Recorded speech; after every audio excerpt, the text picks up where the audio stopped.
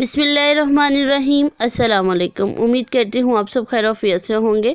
आज आपके साथ बहुत ही मज़ेदार रेसिपी शेयर करने वाली हूँ चिकन कढ़ाई की, जो कि झटपट में तैयार होगी। जी तो बनाना स्टार्ट करते हैं। सबसे पहले हम कढ़ाई के अंदर ऑयल डालेंगे।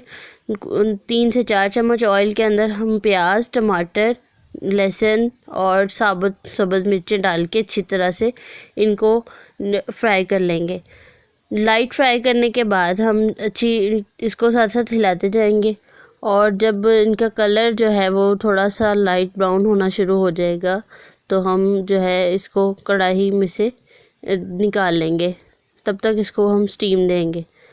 देखिए माशाल्लाह कलर जो है वो चेंज होना शुरू हो गया है प्याज का, और जो है सारी चीज़ें वो सॉफ्ट होना शुरू हो गई। तो इसमें हम डाल देंगे नमक, काली मिर्च, लाल मिर्च, हल्दी जाएगी इसमें, और हम इसको पकाएंगे अच्छी तरह से।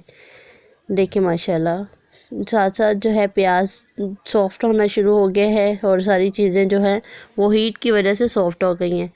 जी तो दूसरी तरफ हम जो है चिकन लेंगे। चिकन को अच्छी तरह से धोने के बाद, तकरीबन मैंने यहाँ पर 2 किलो की चिकन लिया है। इसको अच्छी तरह से धो लिया है, और इसको हम घी के अंदर फ्राई करेंगे, ऑयल के अंदर। आप घी भी यूज़ कर सकते हैं।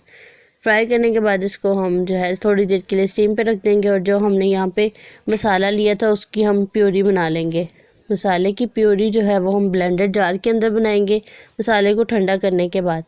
जी तो चिकन फ्राई हो चुका है, तो इसके अंदर हम जो है मसाले की प्यूरी डाल देंगे। देखिए माशाल्लाह कितनी खूबसूरत लग रही है।